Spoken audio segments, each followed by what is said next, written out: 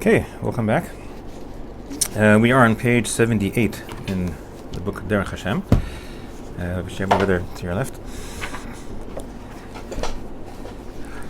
We're in the middle of chapter 5 of section 1 of Derech Hashem, where we discussed last week that Ramchal is breaking up reality into a hierarchy. Right, there's this concept in Kabbalah that which we consider above is essentially saying that it has influence over that which is beneath it. Okay, when something is low, that means there's something higher that's influencing it. And we're going to see today, in today's class, that humans are unique, which obviously we've been talking about also in the previous chapters. But just so I wrote on the board the way the Ramchal broke down reality is that obviously Hashem is the ultimate influencer, right? And nothing influences him, right? We learned in chapter 1 that Hashem is completely independent and unaffected by everything that goes on. Okay, he's outside of everything and he's also inside of everything, as the Chabad teaches, right? That he's Sovev Kol Almin and Mamale Kol Almin, right? He's beyond all the worlds, but he's also within all the worlds, right? Simultaneously, which again, the human mind is hard to grasp at, because right now I'm in this room, so that means I'm not outside, but Hashem is both. Right, everywhere. So besides that, the Ramchal explained, which we'll learn more in depth in section 2, which is the next chapter after this one, that Hashem created what's called Seder HaHishtal Shelut. Okay, from the word Shalshelet, which means a chain, like there's a chain reaction. There's like a chain, as there's a pasuk in, I believe it's in Tehillim, it says that Yaakov is Chevel Nachalato. Right, that Hashem calls Yaakov the rope of his inheritance, meaning that just like when there's like a rope that connects Yaakov Avinu to Hashem, and when you shake the bottom of the rope, it ripples upwards. And likewise down, so that's called Seder HaHishtal Shelut, which we're going to see in today's class. That there's a chain reaction of events that begins, obviously, from Hashem, and then it gets transmitted to the Sefirot. Okay, we didn't really explain so much what the Sefirot are. We'll see if it becomes relevant. We'll bring it up again later. Then from the Sefirot, it gets passed down to the angels. And if you notice, I wrote actually souls are between Sefirot and angels, because we're going to learn in today's class that the souls actually have what we call the neshama. Right? There's different names for the soul depending on which level we're on. The neshama is directly affected, could directly affect worlds that are above the angels. Okay, that's what we're going to learn in today's class. So theoretically, in parentheses, they're above the angels, but you have to access it, right? Because we're born with only a nefesh, and then as we become older, we also merit to have a ruach, but we have to do conscious decisions and choices to be able to access the level called ruach. Okay, once we do, then we have access to neshama. Neshama basically is just kind of floating up there. As the Arizal explains, whoever works on their nefesh and ruach properly, Hashem gives them the matana, present of the neshama. And then, once a person is on that level, then they have access to the higher two levels of soul, but they remain outside. Okay, like the nefesh, ruach, and neshama we actually experience within our bodies, if we merit. But that we will discuss more in section 3. Okay, so then there's the angels, which is essentially the messengers. Their job is to carry out the messages that come from the Sefirot. When the tzaddikim intervene, so then it goes through the Sefirot, through the neshamot, and then to the angels. But usually they're just receiving messages straight from the Sefirot, and their job is to carry it out down here in the physical world. But it goes through stages, as the Ramchal explained. First to outer space, right, which is anything beyond the moon and our solar system. And then there's inner space, and then there's Earth. Okay, so it trickles down throughout all these things, and we're going to learn in section 2 the reason why we need to know exactly how this whole system of angels and everything works is so that we could intervene. Okay, we're going to mention it in today's class, but he'll talk about it a lot more in depth in section 2.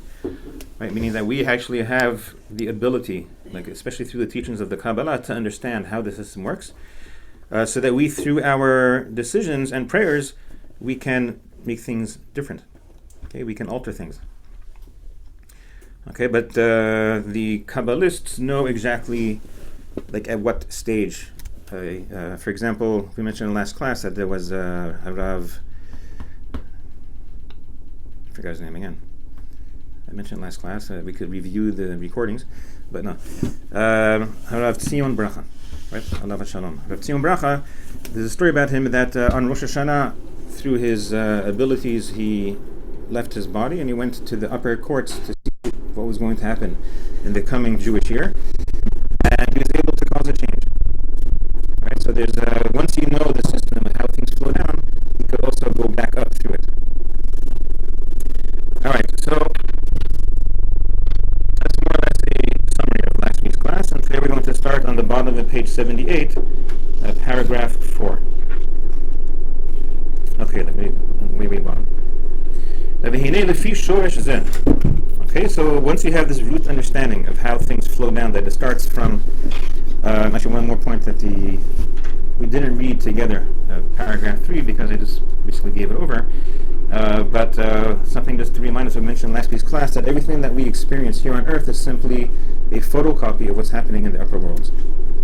Okay, everything is in the sefirot. That's like the root of where the main things are. That's why it's important to learn at least basic Kabbalah, so you know what the sefirot are and how to activate them and how to open up the channels to let the blessings flow down. So everything that we experience here, like from table to mouse to eyebrows, it's a reflection. It's being projected from the sefirot, okay, through the angels and through space somehow, which we'll learn about also. Okay, so okay, so the beginning of all that exists, I mean after Hashem obviously, it is present in the upper forces, which again, we mentioned that the Ramchal in this book does not use Kabbalistic terminology because he was forbidden to by the rabbis of where he was from in Italy, and then also in Germany they burnt all his books, so he ran away to Amsterdam, and that's where he wrote this book. But he didn't want to get in trouble, so he didn't use Kabbalistic terminology. So when he says Kochot Elyonim, he's referring to the Sfirot. Okay, this doesn't use that term. The same thing, interestingly, if you ever learn the Maharal, right, the Maharal from Prague began writing when he was 80 years old. Right, all those books we have today was only from when he was 80. Up until 80, he didn't write anything. And he also, if you understand, is for example, in the Tanya, it says that everything that we're writing in this book is based on previous authors. He was referring to the Maharal. But the Maharal also never ever used Kabbalistic terminology, even though he was very, very obviously a Kabbalist, if you learn how to understand his writings. Okay, so Kochot Elyonim are the Sfirot. V'sofam lemata bashfalim. Everything begins from the Sfirot, and they end down here in the lower worlds. V'chein tchilat kol ha'inyanim ha'mitchadshim, and likewise, if something changes here, right? If something becomes altered, like something happens, so those two, lemala, v'sofam lemata, it all begins from above. Okay, so like if you see that there's a war, or there's peace, or there's misery, or there's happiness, it's all rooted up above, right? And that is, as we're going to see, that it's one of our main jobs over here, is to kind of fix what's happening up above. Okay, there's one little detail which it doesn't follow this general rule. Okay, and that has to do with the free will of humans. Right,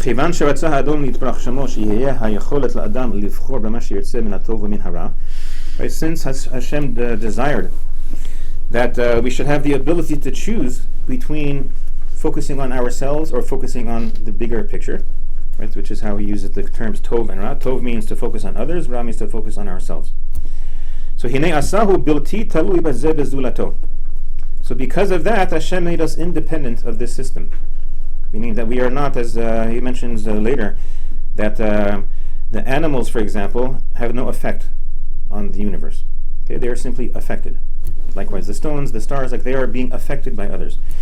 As opposed to humans, we have the ability to actually cause an effect on others in our own lives and on the entire world. So quite the contrary, besides being dependent on this system, Hashem gave us the ability to cause things to move in this world, and also also to affect the things that exist. Kefi ma sheyivchar b'chefto. We could actually cause things to change. Yeah, but like mainly like all living things that I can think about, for me they can cause things to change. Like if bees weren't here anymore, we would be in trouble. Kilo, there's a bunch of things that animals or even insects or even trees do that affect our life in a tremendous Okay, so that's an interesting But I question. think it's not the individual bee. Well, the concept of bees, we'll talk about in section 2, which we'll get to probably next week. I think maybe we'll get there today. I doubt it. But if we do. Section 2, he talks about how everything that exists right now in the world, from the bees to the eyebrows, because we could exist literally without eyebrows, but your eyes will burn every time you sweat. Right? It catches the sweat from your forehead. But the way that things exist right now is because they are still relevant to the bigger picture. If bees didn't exist, that means they'd be irrelevant. And they wouldn't affect us in that way. Okay, but physically, yes, we're going to see our bodies are affected. That's why we have to be careful what we eat and what we drink, and we need to exercise, right? And we have to avoid, sitting on a beehive. I did that once. That was not pleasant. But because I listened to my mother, I didn't get hurt. Right, we were camping once in Vermont, and my mother said, it's going to be a little bit chilly this morning, so you should wear your corduroy pants. I'm like, what? It's like hot outside. I want to wear shorts. She's like, no, you have to wear your corduroy pants. I was like, I put up a big fight, wore my corduroy pants. No, because we were arriving at the campsite, towards sunset. She's like, it's going to be chilly. So while they were setting up camp, I went to a playground over there, and there was an old abandoned tractor. And I was like, oh, cool, I sat on the tractor, and started playing as if I was driving the tractor. All of a sudden I noticed a swarm of bees, and they were all attached to my pants. Like they were trying to sting me, but they got stuck in the corduroy. Yeah, Baruch Hashem. So I didn't even get one bite, even though I sat on a beehive. Yeah, I came home, I was freaking out, to the camper. Mothers know that. Yeah, and she sprayed them so they just fell off. It was literally a whole bowl full of bees. And not one penetrated because I listened to my mother. Even though I didn't want to. Because I wore the corduroy pants instead of the shorts, then yeah, Baruch Hashem. Alright, so in any case, bees exist because they are somehow, we have a lesson to learn from them. As Shlomo HaMelech, for example, says that he learned 2,000 different lessons from every single thing that existed. And he actually, I don't think we have those books now, but says that he had 2,000 mishalim, right, for lions, for trees, for candles, for everything. He understood the deepest secrets of all these things. We don't have the book? Where's the book? I don't know. I haven't seen them. So what's the point of him having all this knowledge if he can't share it? Maybe we'll discover it one day. They keep digging. I don't know. Said that unless it was no, he said, for example, we have Shir HaShirim, which is that's the mashal of the Mishalim. It's that's the highest book of wisdom that he wrote. She also wrote Kohelet and Mishlei. But these other books, they might exist somewhere in the Midrashim. I'm not sure. Because every once in a while, a sprinkle will come down, in the Talmud. We learn from a fox this, we learn from a cat this, we learn from an ant this. That's just one lesson, right? But it says that he had 2,000. Different layers of lessons. Okay, so in any case, what we were saying is that so we, as opposed to the other things, because again, the ant could only do what he was programmed to do. Okay, so he's being influenced from above to be an ant. He can't change anything in the world. Things happen down here. A person could get, I don't know, ants in their food, then they can't eat them, or ants in their house and they make a nuisance. But that's because it was decreed from above that these ants, that's where they have to go now. Not because they decided, hey, let's go visit Rabbi Iskowitz's house today and pollute his apples. Okay, so humans have free will, which we're going to see actually enables for us to cause change in the world if we tap into it. Okay, because the Ramchal didn't really say so much yet, but he's going to teach us that the concept of free will is only relevant in the world of Torah. Meaning, I chose to put on this shirt this morning. That's not called free will. Okay, there's free choice and it's free will. Free will is that I want something to change. Right? I could say I chose this shirt because I wanted to make a certain impression. That's something else.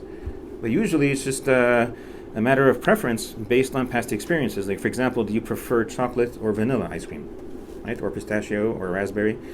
So that has to do with tasting and then seeing what you prefer. That's not called free will because you're not changing anything in the world.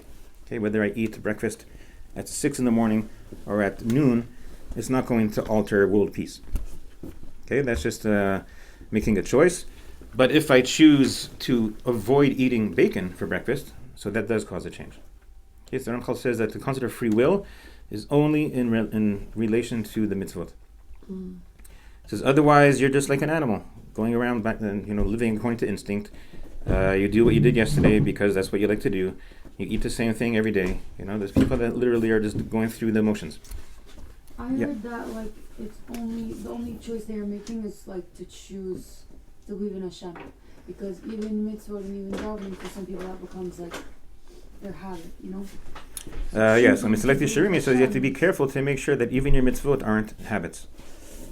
Every single time has to be a conscious thing. I'm doing this now because I want to connect to Hashem.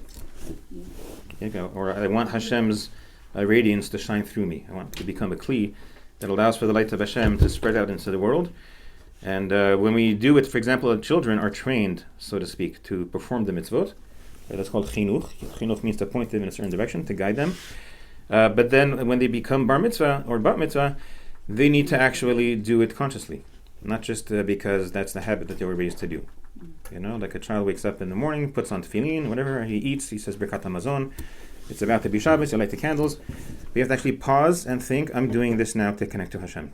Okay, that's the basic kavanah. Kavanah means to direct yourself in a specific direction. Because otherwise this becomes a habit, which is the term in the halakha is called ish melumada. You're just doing it because you were trained to do it, not because you're actually trying to do things. Remember when I was studying in Hebrew University, they did a whole study. I was studying in anthropology. And they did a study on people that live in Mea Sha'arim. And they discovered a lot of people that actually don't even believe in Hashem.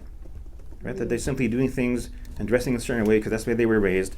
And that's their society. And they don't want to be left out of society, so they continue to behave a certain way, even though inside they don't really believe in it. All right? And we have a lot of stories where we met these yeshiva bachrim who they study all day, they keep all the mitzvot, but they never ever learn about Hashem. Do you realize what you're doing and why you're doing it? No, that's what we do. We're Jews. And this is what we do. We put on our yarmulke in the morning, and we go to shul, and then we go to work, and then we watch sports, and then we do this, whatever. They're just going with the flow. They're Jewish as opposed to being non-Jewish, but you have to do it consciously. Baruch Hashem, a lot of people more and more are becoming more conscious of this idea. But nonetheless, that's where, in a sense, Chassidut came to try to clarify that we have to do this because we want to connect to Hashem, not just because that's the way we were raised and we're trying to maintain our Jewish identity. Right. Okay, so how is this possible that we could have such an effect? So moving on to the next paragraph, we're now on top of page 80, or 81 in the English.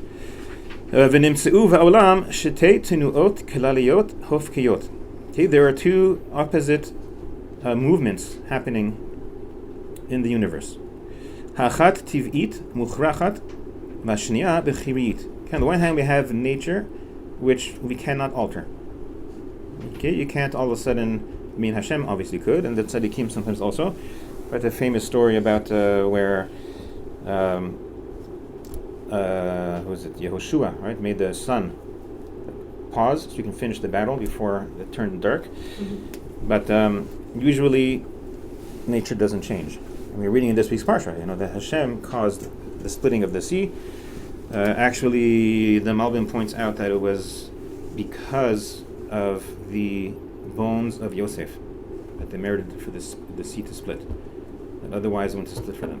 But because Moshe Rabbeinu brought Moshe's Yosef's coffin with him, that's what caused the sea to split.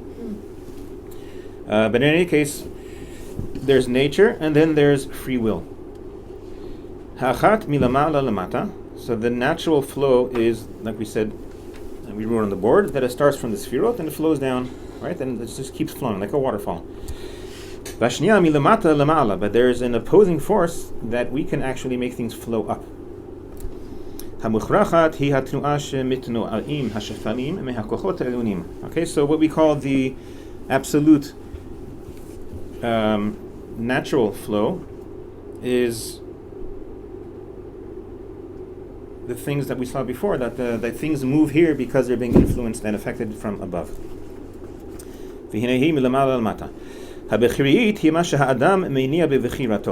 Okay, so now he's going to explain exactly a little bit how this works. We have the ability to actually cause things to happen in the upper world through the choices that we make.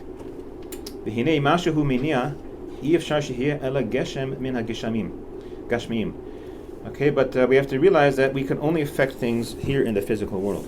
Right? If you leave your body, you're not having any more effects. And that's why they say that 1 hour of good deeds and teshuvah here in this world is better than all the life of Olam Haba. Because up there we can't change anything anymore. Right? Once we leave this world, we're simply just going with the flow. Because after all, we are physical beings, and all the things that we do are physical. But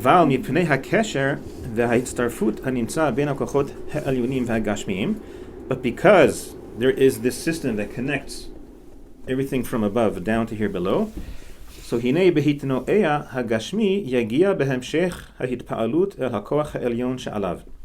when I do something here on this world, it starts causing a ripple going upwards.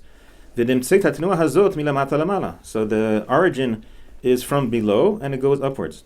And that's exactly the opposite of the natural flow, which is from above to below. Right? Because even if you take a rock and throw it up, it's going to fall right back down. Right? We can't escape gravity.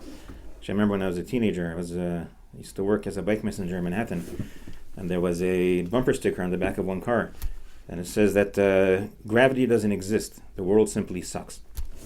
All right. Anyway, you had a question? You raised your hand? No, I found the answer. Thank you. Ah, very wonderful. Okay, now we need to understand, though, or to know, become aware of, ki gam ha'adam atzmo ein kol ma'asav b'chirim. Okay, that's what we started saying before. Not everything we do is out of choice. אבל יש מהם שיהיו מצד בחירתו, ויש אחרים שיסובב להם מצד גזירה עליונה לשכרו או לעונשו. Okay, there are certain things that we are able to change through our choices, and some things Hashem just does, we don't understand why. Like, why do I have this color eyes? Right? Why was I born with this specific height, in a specific place, specific parents? Like, these are things he's going to go more in depth in section 2. But also there are things that happen because Hashem wants to help us out, right? Or to punish us, right? We'll see also the concept of what's Sachar and Onesh. As the Ramchal is saying, we're going to clarify that in its proper place with heavenly assistance. Now, okay,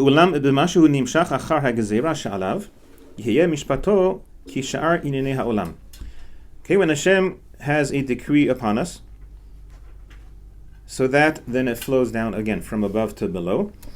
שתנועתם מלמעלה למטה, כפי מה שיניעום הכוחות העליונים, ובמה שמצד בחירתו תהיה תנועתו מלמטה למעלה כמו שביארנו. Okay, so we're going to see again, he's going to have to talk and explain a little bit more about this concept of free will. But basically, just because free will exists doesn't mean that everything that happens to us is a result of our choices. Okay, we're going to see in section 2 a lot more, like if you're born into a rich family, you're born rich, right? Or you're born handsome, or you're born to famous parents. So you didn't do anything to earn, to deserve to become rich or famous or handsome, but so that was decreed from above. Okay, so we can't change the way we look. I mean, you could do whatever, like surgery, but basically you're not really changing anything by doing that. Like Hashem decided you're going to look like this, you're going to look like this, and but as we're going to see later, that even small things like becoming sick isn't necessarily a result of our actions. Okay, but that will explain more in depth in chapter 3 of section 2. Right now we're on paragraph 5. We're beginning paragraph 5 on the bottom of page 80. Now, v'hinei sider ha'adon baruch hu, Hashem arranged things in a certain way. Shekol ha'ininim asher tipol behem b'chirato shel ha'adam, that things that actually are subject to our free will, yagiu lehania batnuah ha'bechiriit et hakochot hahem. They have the ability through our choices to cause movement in the sfirot. Okay, that our actions can reach all the way up to the sfirot. Right? But there are certain rules and laws about how these things work, as we're going to see that the more kavanah you have, the more knowledge you have about what you're doing and why you're doing it, so then the higher it reaches, as opposed to children children not necessarily under the age of 13. I'm saying like even adults who act like children, they just do it out of habit or out of because they want to be a good person, right? But they're not trying to actually cause. They believe because they were taught, if I keep the mitzvot, then the world would become a better place, right? Every time I say a bracha, I'm helping Mashiach come faster, right? So like there are these things that we implant in our children, hopefully. But if you don't, the more you learn, that's why, for example, the tzaddikim have power to really, really like alter things that are happening in the world. Now, v'hainu ki lo ma'asav levadam yini'um. Okay, not just actions have the power to change what's happening in the world. El afilu diburo v'afilu machshavato. Even our speech and our thoughts. Okay, he talks about this in Nefesh HaChaim, not the Ramchal, Rav Chaim of Volozhin. In Nefesh HaChaim, he talks about the whole concept about how even our thoughts. It says, for example, when you have a bad thought, it's like you're bringing an idol into the Beit HaMikdash. Right? It's like you're literally carrying a bad thought within you, because the mind parallels the Kodesh HaKodashim, right? The heart parallels where the menorah and the three inner chamber kelim are, and then the stomach and below is the chatzer and outside, like where the mizbeach is. So when you do something wrong with your body or with your heart, which is the source of speech, or with your mind, so you're actually affecting the Hashem's presence in yourself and in the world. As we learned about this a long time ago, it's going to come up soon in the Parshat Terumah, where it describes the Mishkan, and because it says over there that if we create a Mishkan, and then it says V'shachanti b'tocham, right? That Hashem says build a Mishkan so that I could dwell within you, not within it. Right? That's all the commentaries point out. Says V'shachanti b'tocham, not b'tocho.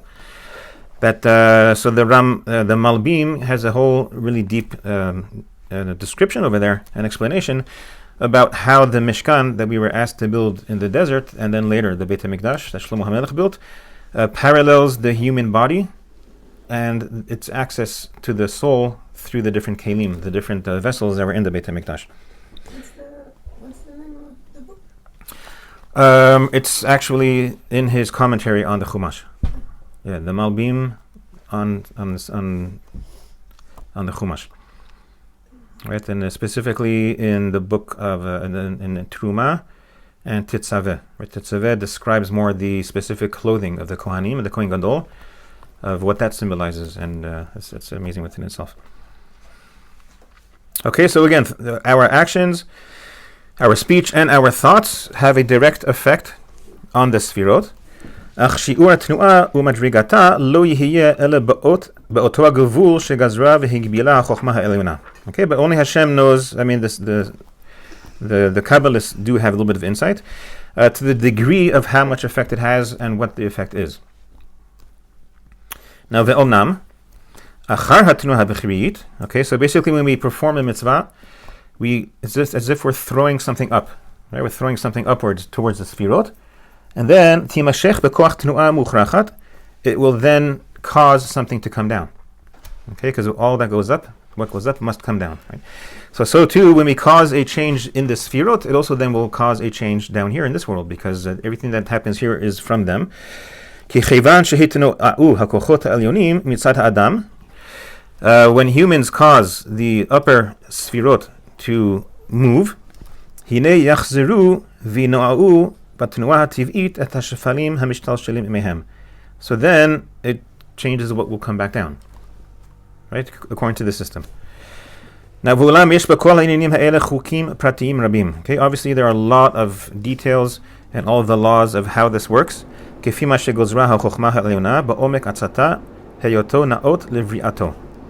we're going to see that even though a person wants to harm somebody, if that person doesn't deserve to be harmed because of his actions, so then it won't succeed. Right? So even though through my free will I want to do something bad, chas v'shalom, it won't necessarily cause bad to happen, because the good acts like a shield. Right? For example, in the Talmud, I think it was Rabbi Meir, if I'm not mistaken. No, Rav Ashi, I believe. He was saying that he used to live in Babylon, and he saw through his Ruach HaKodesh that 99% of deaths were caused by Ayin Hara. right? The people around him. He said that every time somebody dies, it's because of Ayin Hara. And then the Gaon of Vilna commented on that, and he said the only way to protect yourself against Ayin Hara is to strengthen your Ayin Tova. Ayin Tova acts as a shield where Ayin Hara can't affect you. Ayin Hara means basically people are looking at you with their own self-interest instead of looking at you as who you are. They're trying to get things from you as opposed to give to you.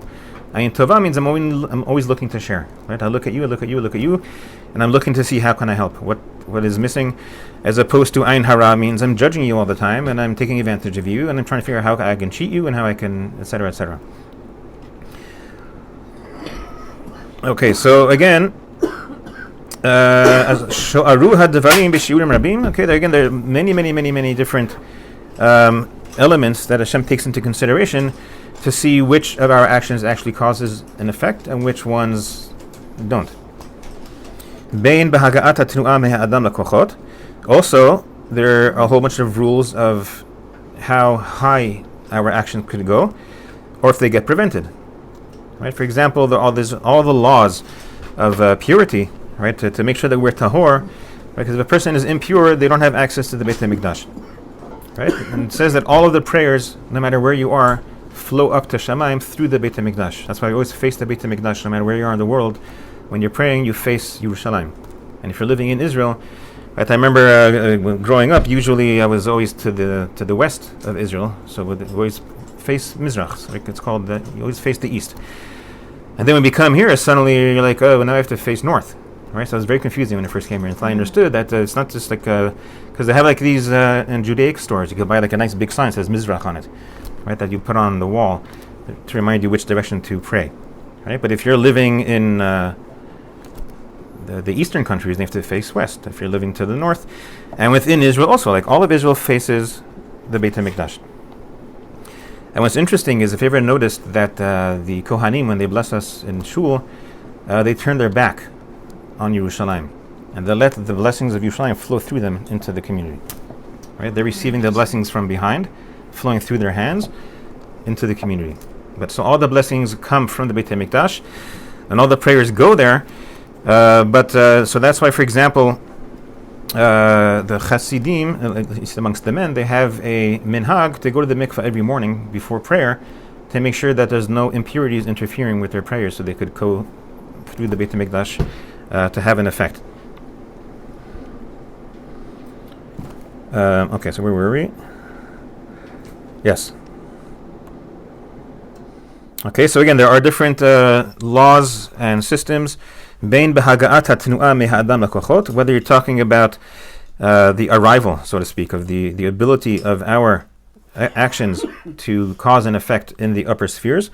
And likewise, on the way down, things could be, it's described as like a system of almost like plumbing. Like all these pipes are connecting the upper worlds to lower worlds. And our actions could actually cause the pipes to become clogged. Right? So that's why we have here, as a metaphor, there's a person whose job is to be a plumber. Right? So they're like the tzaddikim that are constantly trying to clean the pipes out, to make sure that nothing interferes with the light of Hashem coming into the world. And based on these very, very deep secrets, okay, that's how Hashem guides the world for everything that was and for everything that will be.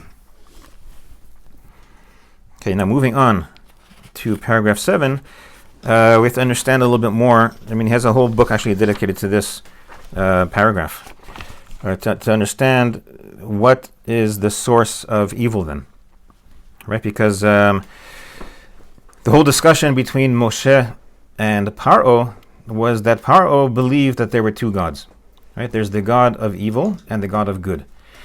And you sacrifice animals to the God of evil to appease him so he won't hurt you. But you don't sacrifice to the God of good. You pray to him and ask for favors. Right? So that's to help understand a little bit like the discussion between them of why I'm not going to go into this, a whole class within itself. But basically the argument between Moshe and Paro in last week's parasha about, so who are you taking with you? Why do you need so many animals? Why are you taking your children? Why, like all these different things that based on that conflict between Hashem, Moshe teaching there's only one Hashem. He's the source of all good and evil. Whereas Paro was saying, you'll see when you get to the desert, there's going to be a Ra'ah in front of you. Right? Because that's why you're taking animals, because you're trying to appease so nothing bad happens to you. But whatever, that was his own system of thinking. Okay, so now the Ramchal is going to explain a little bit more. So what then is the root of evil, and how does it work? As we said,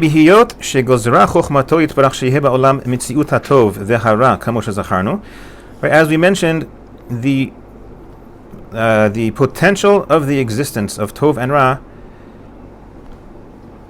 is part of creation. So there must be then a root in the Sfirot for Ra, right? For it to exist. Right? Because as we said, if something happens here in this world, it has to originate in the Sfirot. So how could it be, because we keep calling the Sfirot, the holy Sfirot, how could there be any evil there?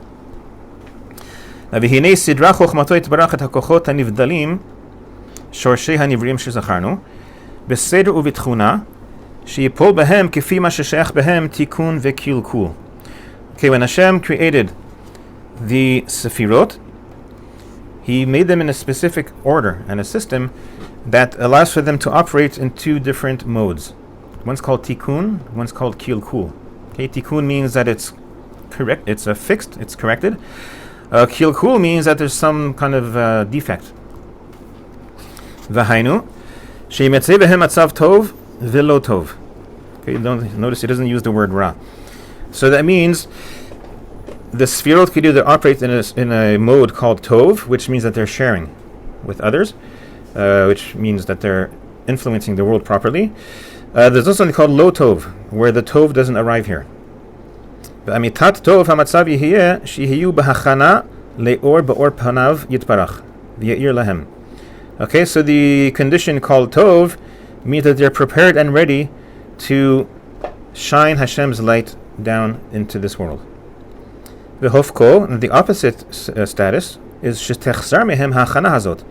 Simply means they're not prepared to let the light flow down. Okay, that's the source of what we experience as evil. V'italei mehem, so if they don't receive the light, so then they can't pass it on to us. V'toledot tikunam bashfalim hu hatov. So the result, or the offspring, so to speak, of the status when the Sfirot are in a state of tikkun, so then we experience here tov, right? Everything is amazing, everyone's healthy, no one's poor, no one's starving. But if the light isn't flowing down, so then we experience things as being lacking. Now, but what causes these things? To be tikkun or kilkul? Now, tzurich sheteda. Okay, the true cause and root of Tov, no matter where it is, on what level, whether we're talking about the Tov that is in the Sfirot, or the Tov that we experience here after the fact. Okay, we already mentioned this before, that when Hashem's presence is illuminating, so then the result is experienced as Tov. Okay, and the cause and root of what we experience as Ra is that Hashem's light is being hidden. Right? That's called Ha'elem Panav, Hester Panav. Now, Omnam Latov, Yituar Ha'adon Baruch Hu B'Shem Siba Mamash Lichlalav V'Lifratav. Okay, we just turned the page. When we define something as Tov, so then we could clearly see that Hashem is the true root of all that is defined and described as Tov. Aval lara lo nita'arehu siba mamash. Okay, when we describe something as bad, we don't define Hashem as the cause of bad. Okay, we're going to see how he explains that. Ki omnam ein hakadosh baruch hu meyached shemo al hara'a. Okay, Hashem does not unify his name with the concept of selfishness, of bad. Okay, but when Hashem is hiding himself, that's considered the root of bad. Right, as we mentioned also, I think, in 2 chapters ago, that what we experience as bad is only because of our immature attitude towards what just happened. Right, because nothing is actually bad. Like people are afraid of getting sick or chas v'sholom dying, but that's not considered bad. We have to understand what bad means. So bad simply means that, like we said before, that if the curtain is closed, so then the light can't shine into the room. It's not that the light doesn't exist anymore. Okay, Hashem's light is constantly flowing tov into the world, but because we have free will, if we choose ra, so then we block some of that light. Right, so then we can't say Hashem is the cause of darkness. Right, says as we're going to see, he's going to bring a pasuk soon from Yeshayahu. Okay, zehu sibato be'emet v'zeh outsad he'eder hatov. Okay, so what we experience as ra is simply because it's the absence of tov. It's not that it has its own existence on its own. Right, like darkness is not a thing. Right, it only became a thing in last week's parsha, where it says Hashem created darkness ve'yamesh choshech, and then the choshech actually became something mamash. It became something tangible. Right, but darkness is simply just you close your eyes, all of a sudden it's like now it's dark. Right, so if you close your eyes from Hashem's presence, so to speak, so then we experience something called darkness or ra. Obviously,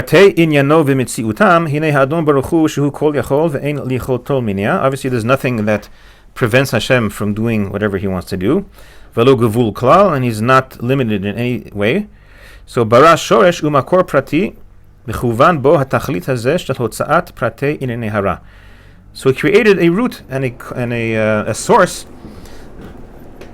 that carries out things that are ra. There's like when ra needs to exist in this world, so it comes from a certain root that Hashem created. As we're going to again see the verse very soon.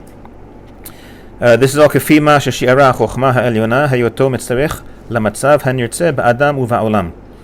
Again, to maintain the balance, to ensure that we have free will, so there has to be also the opportunity and the ability to have something called ra in the world. Otherwise, if everything was tov, then we would never develop and work on ourselves to get to the place that Hashem wants us to be. Navu she'amar hakatuv yotzer or uvorei choshech oseh shalom uvorei ra.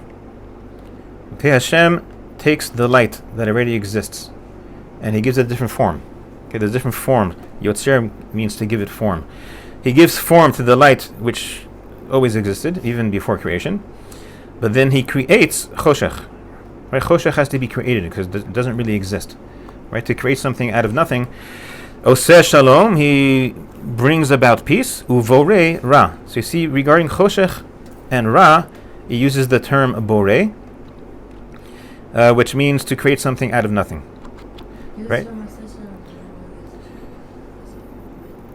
Yeah, but it doesn't mention the word ra there, or choshech, right? Right, that's something else. Right. So actually, it's interesting that it says in the when Hashem created the world, at the end of each step on the creation, it says Vayar Elokim ki tov. Right, Hashem looked and He saw, good, this is tov. Then after He finished at the end, He says He saw that it's tov me'od, right, which usually is translated as very good. But what is this od? So Rashi says me'od is the Yetzer Hara. That even the Yetzer Hara was created in order to facilitate tov in this world. Because if we're not choosing to go against ra, so then that's not called tov, right? Like if everything was good, if we only had a Yetzer Tov, so then we'd be like robots or like angels. We're just doing good because that's the way we were programmed. But because our nature also is drawn towards ra, so there's that famous story in the Zohar where he gives the example of a king that wanted to pass on his kingdom to his son, but he wanted to make sure that his son actually was worthy of being a king. So he sent him out, to go, to this city to go meet the people, say hello, to buy some things, to give out gifts, and then he hired a harlot, right, a woman who seduces men, to go try to seduce his son. And he told her that you will only get paid if you don't succeed. If you succeed, that means that you're proving that my son is not worthy, and that's not your job. Your job is not to actually seduce him. I'm testing him. Okay. So Baruch Hashem, he didn't give in to her. So the Zohar explains that's the Yetzer Hara. Yetzer Hara was created to seduce us away from Hashem, but not because he wants us to listen to him. If we actually listen to him, then he gets punished. He's like, well, what are you doing? Like, that's also the question of, why was Paro punished? If he was just commanded, so to speak, to enslave the Jewish people, to teach them how to be servants, it says because he took it to the next level. Like he did beyond just making them servants. Like he took it out. It's like the Magavnikin. Yeah, do your job, right? Like don't cross the line, don't right? Be laughing and smiling while you're doing it. Yeah, and don't use excessive force, right? All right. So in any case, so we see here that Ra is something that was created for the sake of the world, as we say that in the future. There's another verse that it doesn't quote it here, but in the future there will no longer be Ra. Okay, but as a result, then we'll also not have free will anymore. So that's why we have to do as much as we can now before Mashiach comes, because when Mashiach comes, the Yetzer Hara will disappear, right? And then we will simply start living in the world where we're basking in Hashem's light, as opposed to making choices, right? And it says that all the things that are not kosher now will become kosher, meaning that there'll be no reason to avoid doing certain things because there won't be anything drawing us to do it, right? Like all of the cheeseburgers will no longer be available because no one's going to ever choose them. So what's the point of having them in the world anymore? Okay, Vinyana Shoresh Hazeh. So we just mentioned that there's a root to what's called Ra. So what is this root? So Hu Kalala Kochot Shonim. It's also a whole system of Sfirot. Yishtalshelu mehem ininei chisaron v'haraot kulam b'bechol bechinotehem. So all that we experience here as lackings or bad things happening from all the different aspects also flow down through this hishtalshelut. Bein mashenogea lenefesh, bein mashenogea leguf. Right, where they're talking about things that affect our spiritual state or our physical state. Bechol pratehem lemachlakotam. Right, obviously there's a lot of different details, a lot of different categories. The odne deber bizeh bechelek hasheni. Okay, in section 2 we're going to discuss more this system. But v'hinei klal hakochot ha'ele mitneheg lif'ol o shelo lif'ol. Right, so basically, it's not that there is like evil sfirot. Right, we're going to see there's a pasuk from Shlomo HaMelech. It says ze leumat ze bara ha'elukim. Right, that everything that Hashem created also has a parallel. Like there's two sides to every coin, which is also alluded to in the first letter of the Torah, Bet. Right, that Hashem didn't start creation with letter Aleph, rather with Bet, because this is a world of duality. Okay, everything could be used either for good or for bad. And the way he described it before is not that there are actual like bad sfirot, but when the sfirot are turned off, so to speak. So that's how we experience bad. Okay, but there's a whole system also that parallels the flow of good into the world, which also then parallels. Also, there's a whole system of what's called the sitra achra. Right, the other side of the coin of holiness is the whole system of that which allows for there to exist evil. So that's why he uses the term here that v'hinei klal hakochot ha'ele mitneheg lif'ol o shelo lif'ol. Okay, so then there's a whole system that is guided by Hashem, whether they are actually activated or not. Bein bichulo, bein machalakav, whether it's like one specific detail, or if it's in an entire bigger part of the system. Achar ha'elem oroit barach shemo v'hester panav, and that becomes activated when Hashem hides His presence. Okay, but we're going to see that actually the cause of Hashem's presence being hidden is up to us. Right, the Jews' mission in this world is to amplify Hashem's light.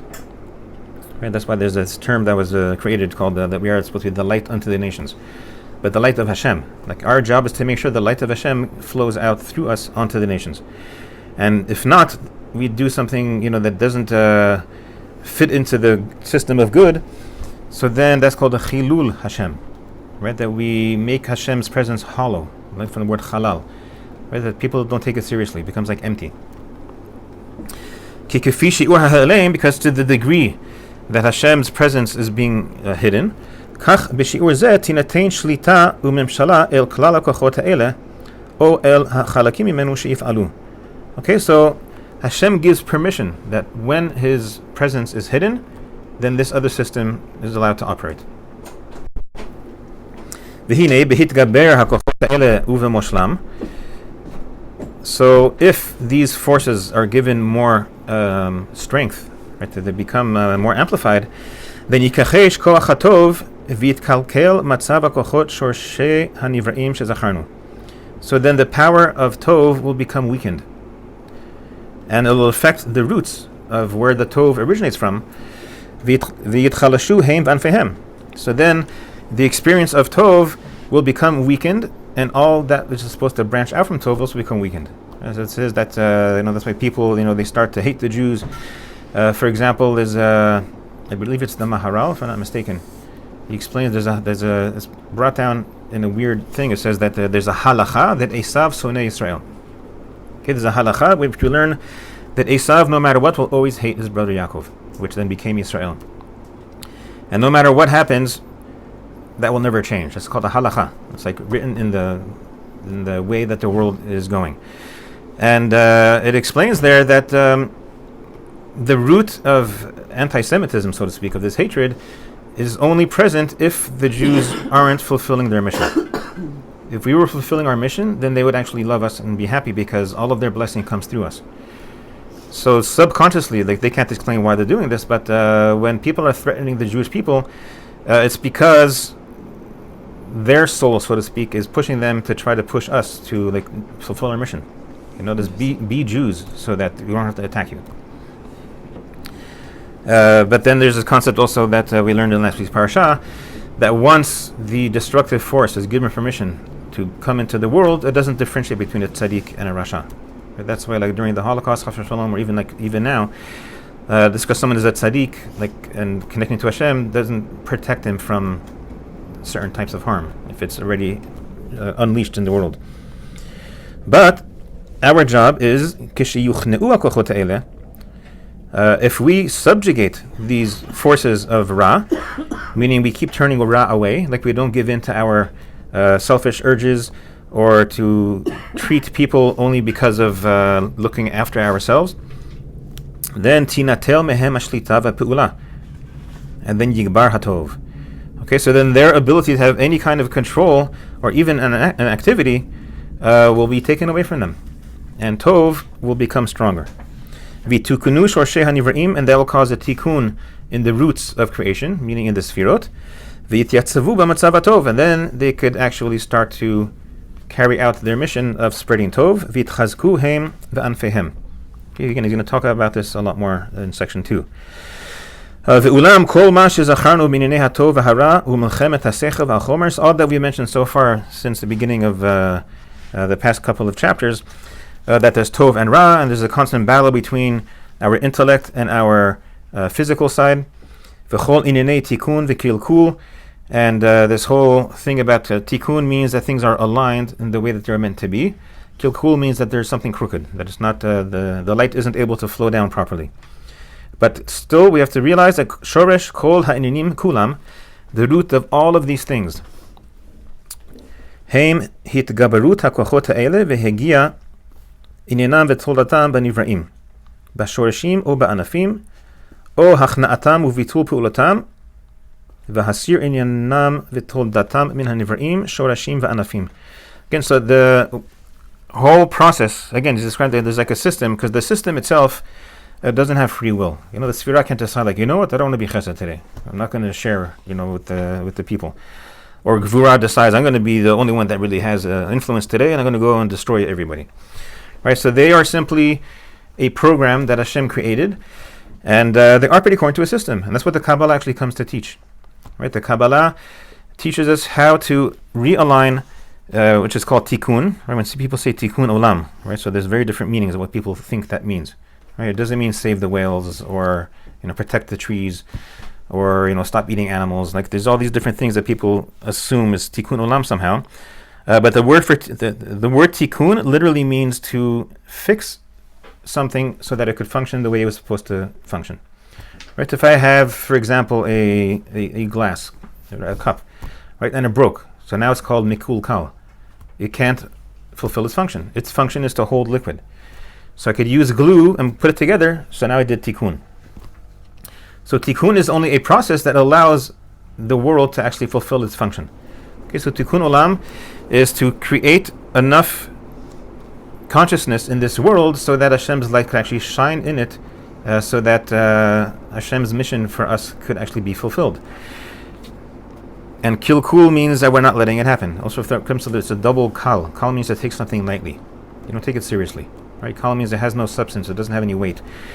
So kal, right? When you do it twice, like you're just constantly like not taking this world seriously, and using things not for their intended purposes. So that's called kilkul.